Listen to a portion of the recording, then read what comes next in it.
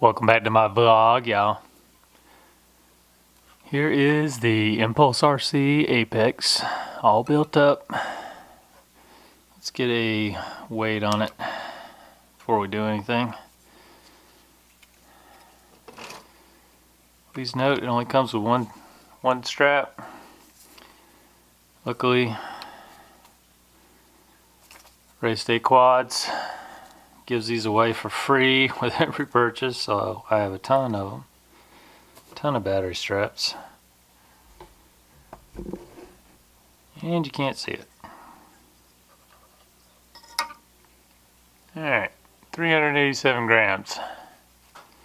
387 grams. Let's throw a session on here. And a 1000 Ovonics 6S. And you're looking at 636.9. With my session, which has some armor and an ND filter, you're looking at 656.7. Yeah, a little heavier than I wanted, but you know, what are you gonna do? Alright, let's take the top plate off and check out what's inside.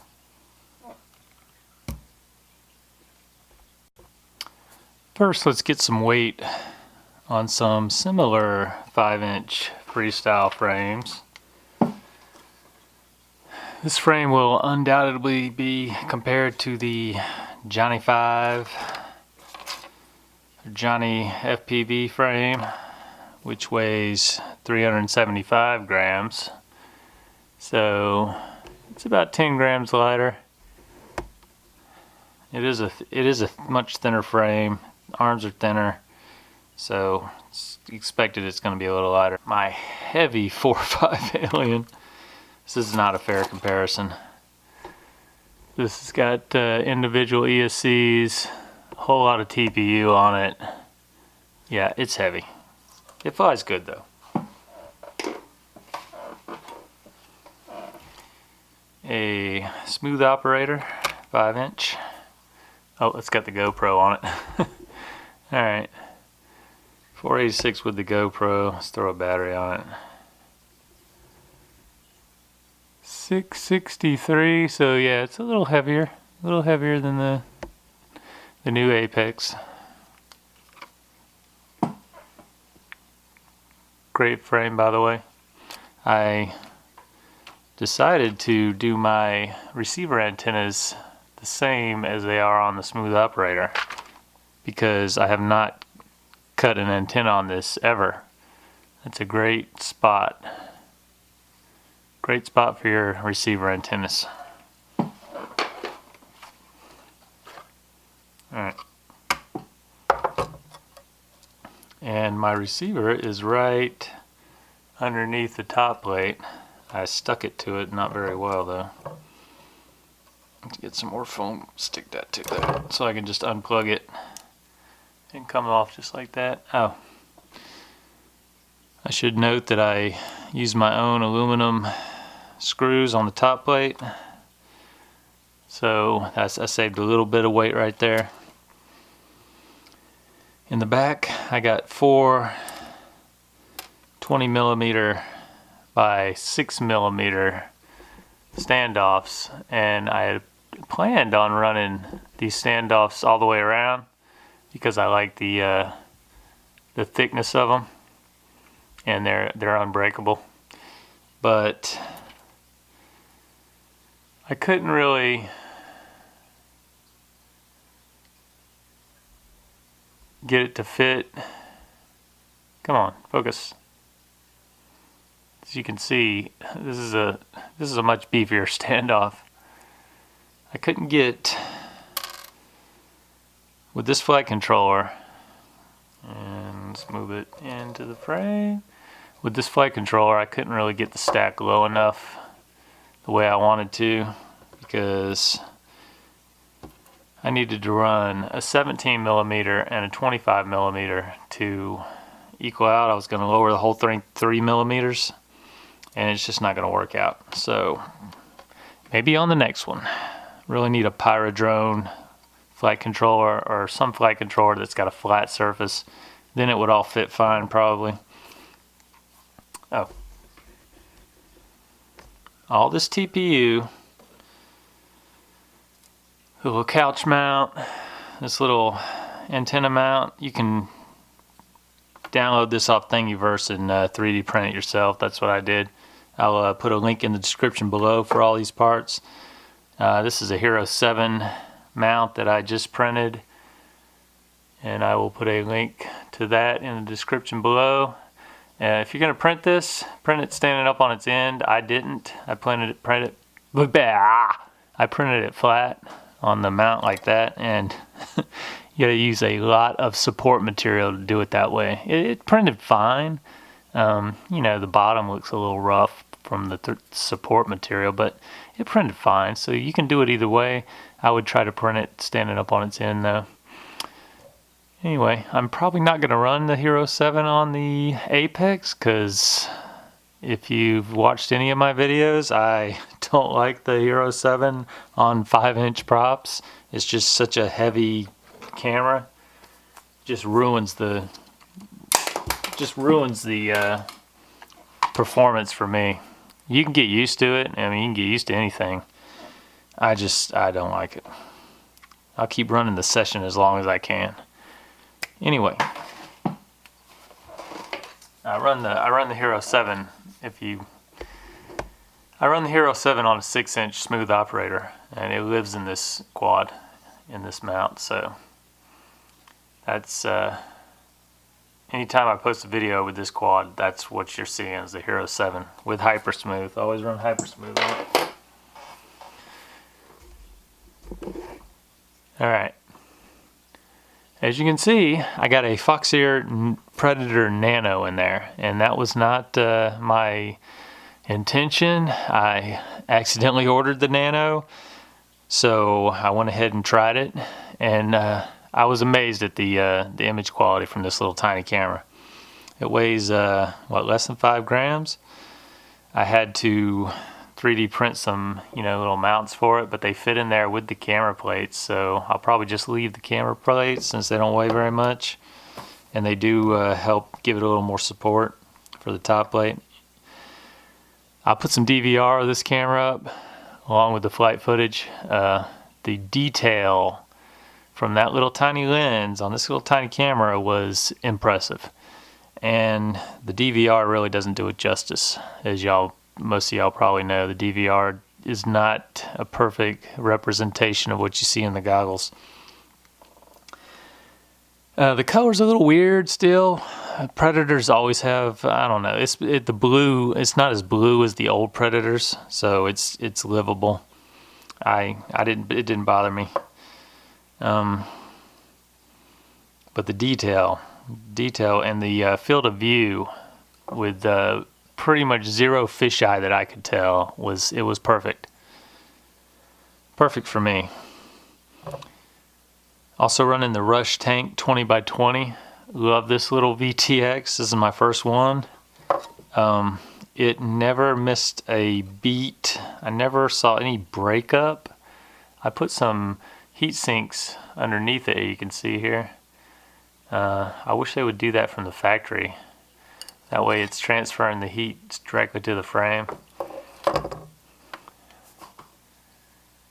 Yeah, everything fits in here pretty good. Not really happy with my battery mount. I just twirl it around like that and then put the strap, you know, through here over it, and the battery on the back like so,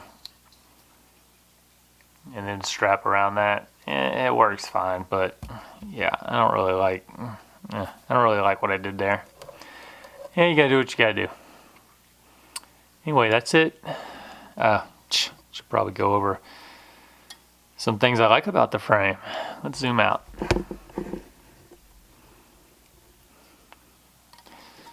The best thing about this thing is you take out 1, 2, 3, 4 screws. Well, you gotta take these 4 out, and you can lift the arms off without removing each arm. It just comes off. These hold the arms on to this base plate. You have to take the motor screws out, obviously, to drop your motors off of it. But if you need to get your stack screws, that's all you got to do. And you don't have to take every arm apart, which is very nice.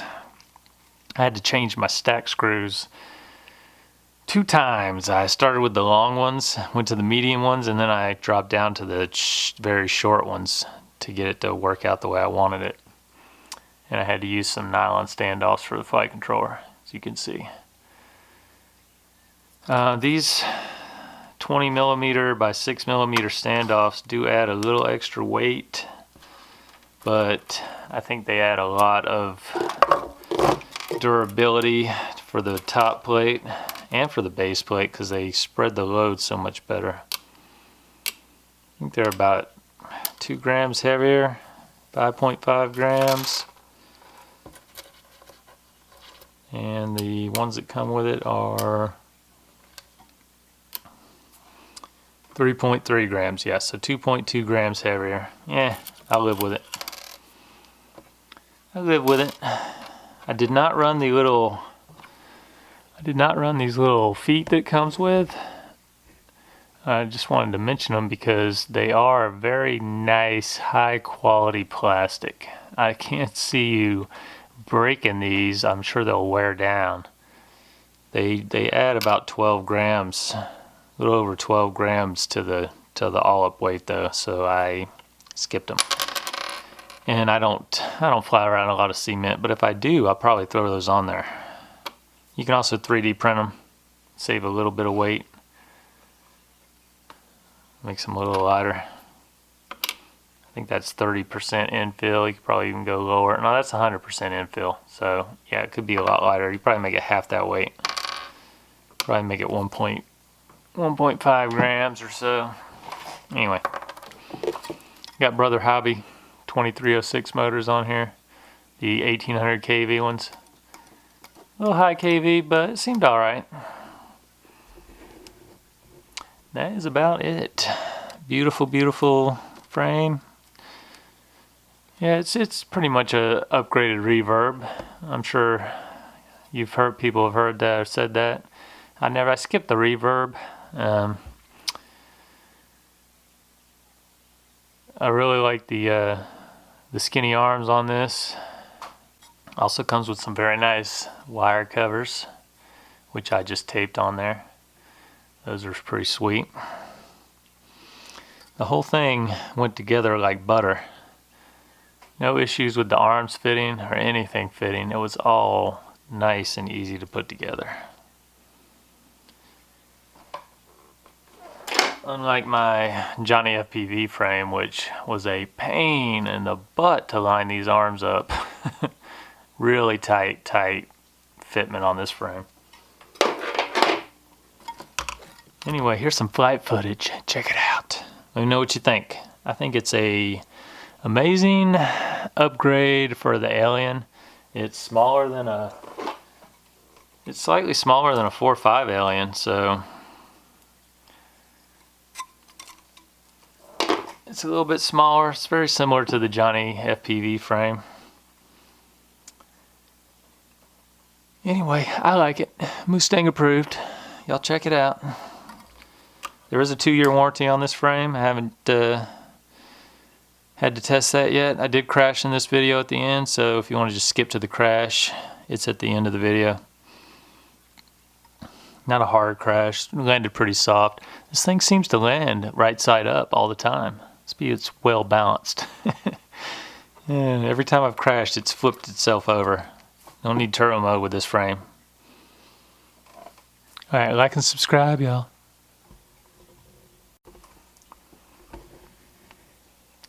I am running the Helio Springs. Damn it, why do I always put an S on the end of it? The Helio Spring flight controller. I know it's discontinued, but I love the way it flies. Super smooth. And I have a Typhoon 32 ESC, which I do not really like. I mean, the performance is good. I don't like the way they do the motor pads. They got holes through them, and you just can't get a nice even joint with these weird motor pads. Much prefer just a flat motor pad that's part of the ESC, not sticking out. Anyway, it works good. So there's that. The brush tank does not come with this 90-degree SMA MMCX connector. Comes with a, or the one I got comes with this little antenna. So if you want to run it like this, you're gonna have to get your own SMA. That's a short one. I can't remember what the length is on it. Got that. I'm sure I got it off Amazon somewhere. You can also use this. It comes with this little adapter, which I guess is supposed to allow it to mount like a TBS Unify with its little connector. I'm not really sure how that works.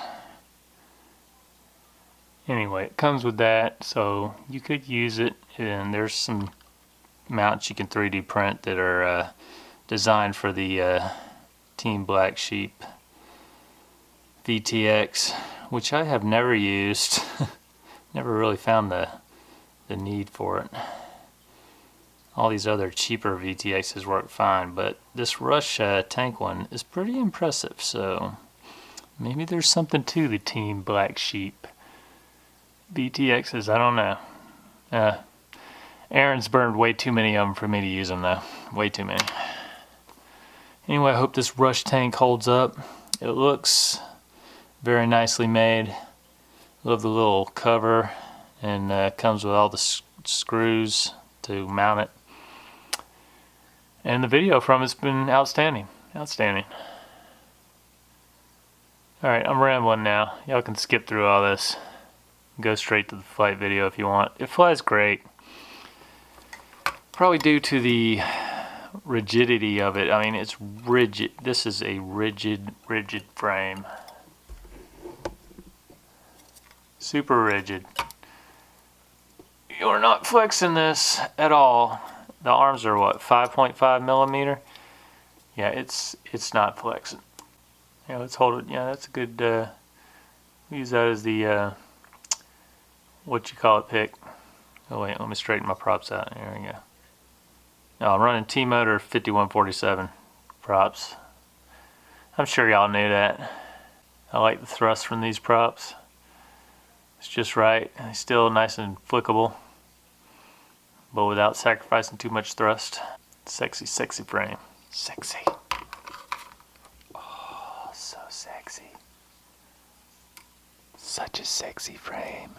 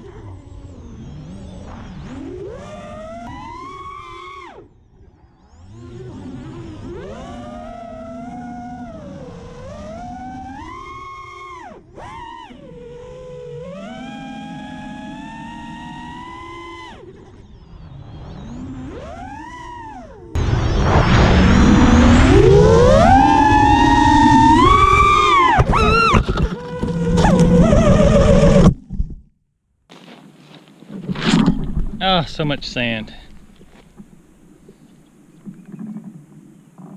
GoPro's still going. Good job, GoPro.